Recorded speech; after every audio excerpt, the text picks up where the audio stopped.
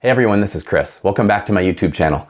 Today we're going to talk about how to choose a mortgage lender. Now really quickly, I just made another video in the past that you can check out that talks about how to choose a lender when it comes to the cost and the rate. Now those are very important things, but I also did mention in that video that there is more to choosing a lender than just the cost. Because at the end of the day, there might be a lot of mortgage bankers or lenders that are out there, and you might be looking at two of them and they might be pretty close to the same deal.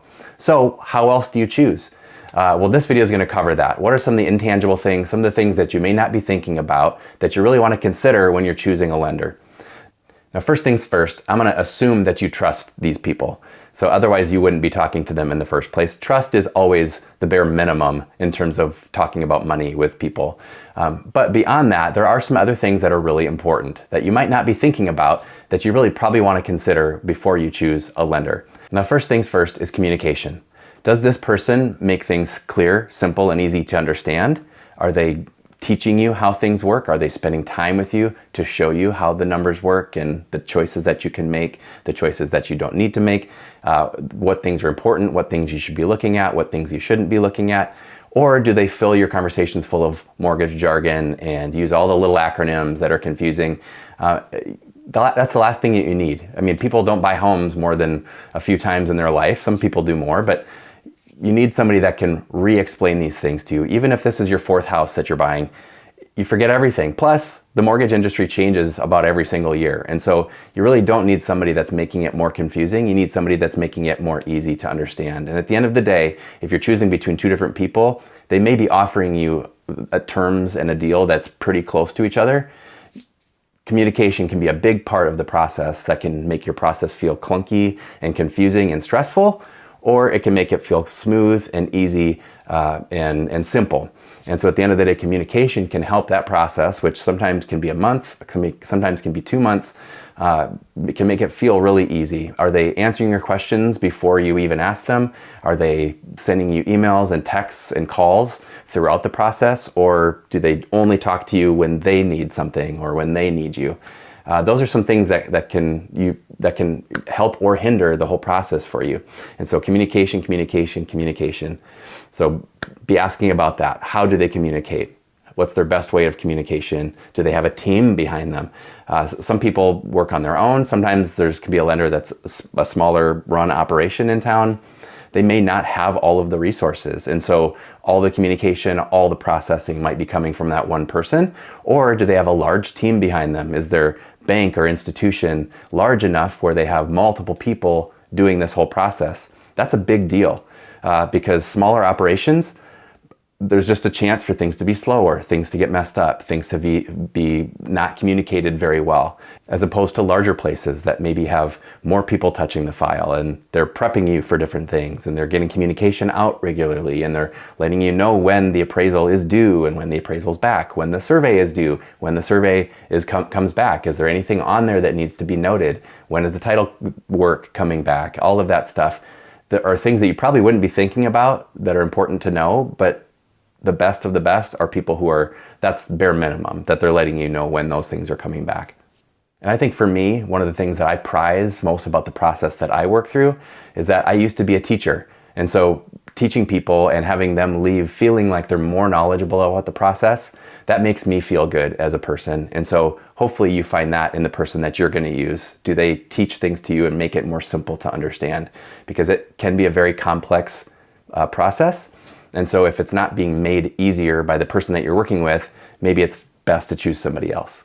The next thing I would consider when you're choosing a mortgage lender is experience. Does the person that you're going to choose have experience in the industry? I know for me, it was a few years before I finally felt like I've started to see some of the issues, some of the problems over and over and over. Unfortunately, when it comes to the mortgage industry, the way that it works and the way that things change so much, an experienced mortgage lender is going to be a lot more reliable than somebody who's brand new, unfortunately, just because sometimes it takes experience and it takes rough experiences in order for the mortgage lender to be able to learn what to expect, what to anticipate, what are the things they should be watching out for. I know for myself, just being human, when you're first starting out, you just don't know what you don't know. And sometimes you have to run headfirst into a wall before you realize that you need to be watching out for said thing.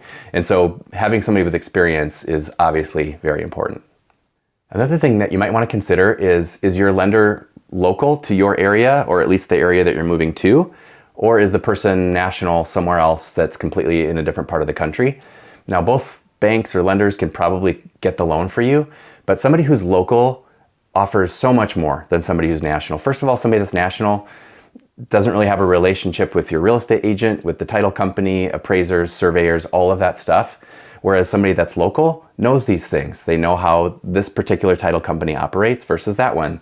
They know which appraisers are better or worse or whatever. Surveyors, same thing. And especially relationship with the real estate agents. If you don't have a team of people that are all working together for your best, it just makes it more clunky and more difficult. So if you have somebody that is lending locally, they probably have your real estate agent on speed dial, and if they're good to go and they're communicating, that's gonna make the process so much better for you, as opposed to somebody that knows nothing about your area. Another benefit of somebody that's local is that they have skin in the game. They belong to that community. They don't wanna mess it up for you, because not only do they wanna do their best for you, of course, but they have a reputation that they're trying to protect, and they don't wanna be known as somebody that can't pull through a deal for you. And so if they have a relationship with the real estate agents, and if something goes wrong and if they don't communicate or something gets messed up and they don't handle it correctly, their reputation is on the line. They may see these people at their kids' soccer games later on that week. So you're probably going to get best efforts from somebody who is local as opposed to somebody who's doing it nationally. Somebody who's doing it nationally, at the end of the day, if something falls through, they have to make a tough phone call and then they're done with it. And they don't need to worry about the fallout of having a deal fall through. And so for you, obviously, you want somebody that is going to work the absolute hardest for you, because at the end of the day, things can happen. Appraisal may not come back the way you want it. Title work may not come back the way you want it. Do you want somebody that's willing to jump in and problem solve with you? Or do you want somebody that's just going to throw their hands up and back out and really has no investment in the community? And along with working somebody that's local, I mentioned they have a reputation that they're trying to build, and it's only done by working really hard and meeting your deadlines and making sure the closing stays on track and making sure the process is smooth. Because if you're stressed out, you're probably letting the real estate agent know and letting other people know, and a local lender is not going to want that. And so a local person is going to be protecting their reputation, and they're invested in that, and they need to make sure that they're sticking to the deadlines and making sure they're doing their best for you. Another thing you should consider is what type of technology do they use? In our world today, I mean, technology is advancing so fast. And so is this lender one that's embracing that and using it? Or are they kind of working, I hate saying it, in the Stone Ages, which in technology world, that's 20 years ago. I mean, do they have an online presence? Do they have an easy application that you can do everything online? Do they have a portal online where you can upload documents into? Do they have e-signature, or do you have to come in and sign everything? So asking those questions can help make sure the process feels smooth to you if you're a technology person. Now, most lenders obviously are going to be able to have you come in and scan things and sign things too. But if you're somebody that wants an easy process, asking about technology is definitely a beneficial thing. Now, another thing that would be important to ask is, are they a good problem solver? And you probably get some clues from this early on. For example, back to the kind of education side of things, are they taking time to problem solve your scenario with you at the application part of the process? Do they seem to have a good grip on which loan type you should be in and which ones wouldn't be a good fit for you?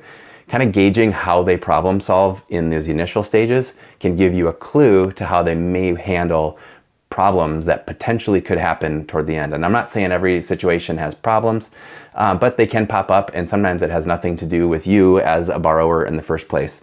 There's just things that can happen, because anytime you're dealing with people and their finances and their property, there's just a mix of things that causes problems sometimes. And so you can get some clues about a person by how they will handle problems down the road, by how they operate with you right up front.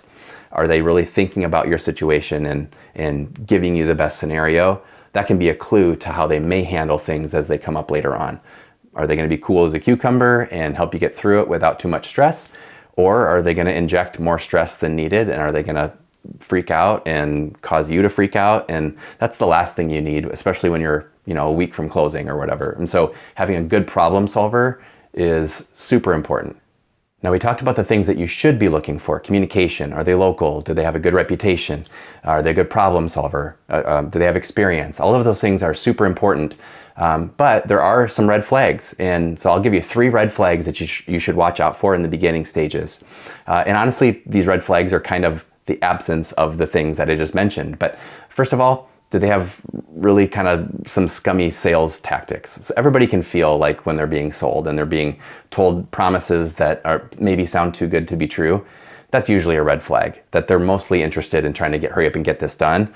And maybe they won't be bought in with you in the process if something happens. So that's number 1.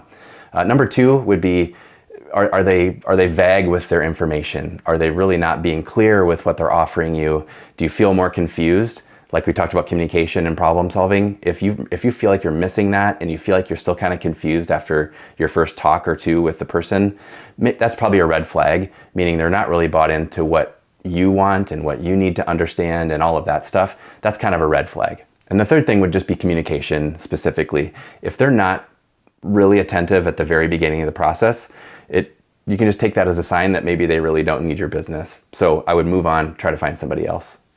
So in the end, you can see that all of these things are very important when you're choosing a mortgage lender. Are they good at communication? Do they have a good reputation? Do they use good technology?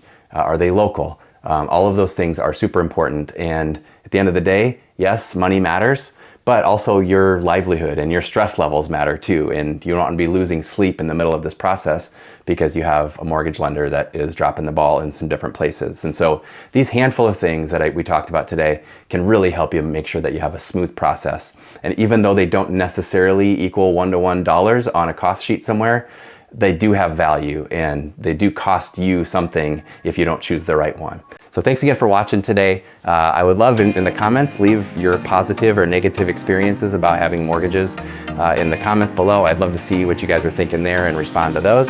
Hit the like button, subscribe to the page. Would love to have you come back every time I'm putting up a new video. Have an awesome day.